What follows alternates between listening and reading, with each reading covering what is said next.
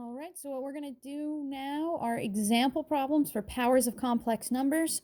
Remember, the formula is R, when you take, that's a complex number, okay, and you raise it to the n is a positive integer. It simplifies to be R to the n cis n times theta. So in problem, we'll say the directions for both problems will be to simplify. So you might want to, once I write number one down, you might want to pause it and try it on your own and see if you get the same things. Number one, we'll simplify 3 cis 45 degrees raised to the fourth power. So we have this complex number to the fourth power. So that's like we want to multiply it. 3 cis 45 times 3 cis 45 times 3 cis 45 times 3 cis 45. But after what we learned about multiplying complex numbers together in polar form, we know that this will simplify to be 3 to the fourth cis 4 times 45 degrees.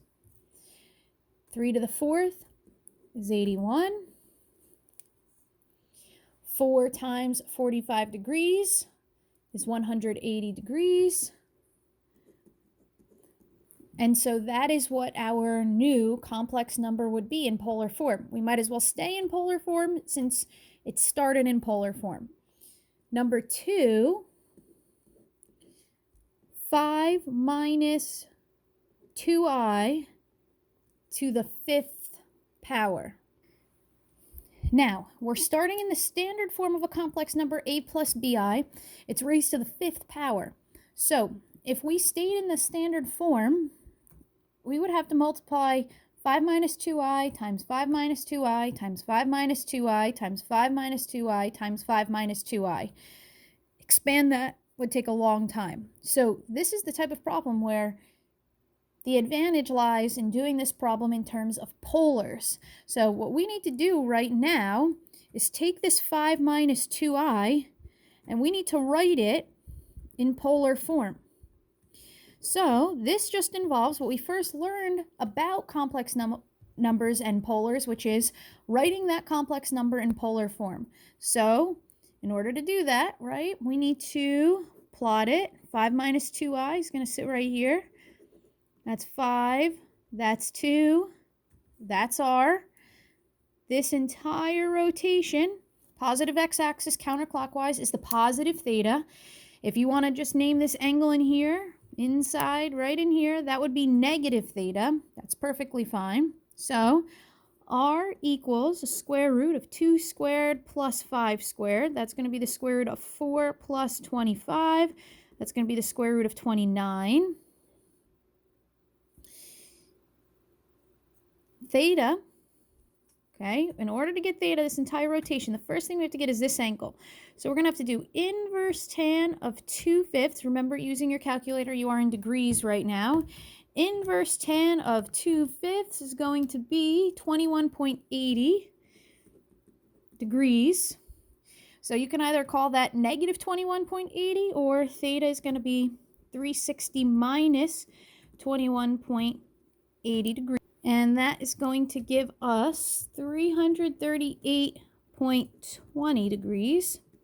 And so this is the square root of 29 cis 338.20 degrees raised to the fifth power. So now we have to take the square root of 29 and raise it to the fifth power. And we have to do cis 5 times 338.20 degrees. And if we simplify that, the square root of 29 raised to the fifth, simplifying here, I'm going to have to round. So I should just say evaluating this. This is going to be 4528.92 cis 338.2 times 5. Puts us at 1691 degrees. Now, we started off in the standard form of a complex number, so we need to make sure our final answer is in the standard form of a complex number. Right now, we are in the polar form of the complex number. Notice this is an angle that's not between 0 and 360, so if you want to, you can find the angle that is coterminal with 1,691 degrees by keep on subtracting 360, subtracting 360, subtracting 360. If you'd like to, it does not matter. Remember, coterminal angles will always evaluate to be the same exact value in trig, so cosine of 1691 degrees will be the same as whatever this is coterminal with between 0 and 360. So we need to make sure our final answer here does not stay in polar form, but ends up back in what's called rectangular form of a complex number, that standard form a plus bi. So we have to do 4528.92 cosine of 1,691 degrees plus 4,528.92 times sine of 1,691 degrees I, and that is going to give us negative 1,474.41 minus 4,282.18 I, and that is our final answer.